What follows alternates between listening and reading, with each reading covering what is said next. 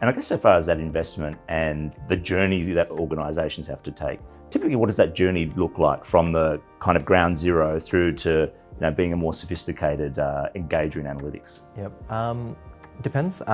Again, what we typically find is people come with one issue, one particular problem, like we want to, workforce shortages is a big thing globally and in Australia at the moment. So everybody wants to understand retention and attrition better, and they want to understand why are people leaving us and can we do things to prevent that. So you typically, that could be it. That could be the one big issue, and then you just get whatever data you've got on that particular issue.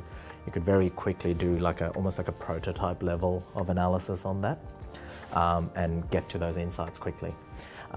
We talk about effort versus benefit a lot. If you're the type of organisation that needs basically momentum, right? You do the low effort things first, right? You do the low effort things, get some runs on the board and realise value quickly. So you do one project, realise some value, you show the organisation, get everybody on board excited, and you build on that. The flip side of it is if you're the type of organisation that would rather go for the high value project but it would take a bit longer, you could find something that takes more effort, but everyone's on board, everyone understands that this is going to take 6 months before we realise any gains, but we're in it, we understand, we're sold on the value. So it depends from client to client. There's one of Steve Baxter, one of Australia's leading entrepreneurs, has a saying that he says traction trumps opinion.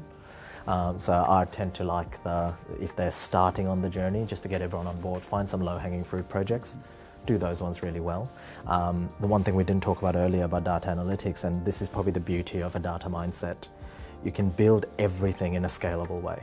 So even if you do a tiny bit of analysis, there's a way to do it properly. If you follow the right procedures and structures and stuff, you can do it in such a way that that will become the foundational building block for anything else to be added onto it later. As opposed to ad hoc pulling up an Excel file and just doing some analysis. We all have 100 Excel files floating around our organisations.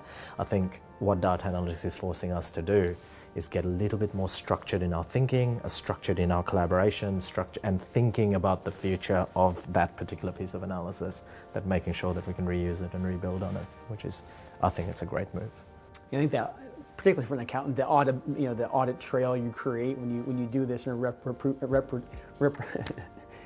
a way that you can reproduce is super valuable as well. Yeah. So some of the tools that allow you to see the steps that have been taken to retrace those and to redo them is really useful, especially bringing in new data or applying the same procedures to a set of data over time. There's a bit of discipline that comes with coding and data analytics and structures of data that I think we all kind of have forgotten in practice. It's a bit like driving. We probably don't follow all the rules. Our hands aren't at 10 and 2 all the time on the steering wheel and stuff. What data analytics has forced us to do is just go back to those basics and make sure those basics are in order so that we can spend our time on the insights and the benefits, which is really great. And then if you can reproduce it, right, you can automate it.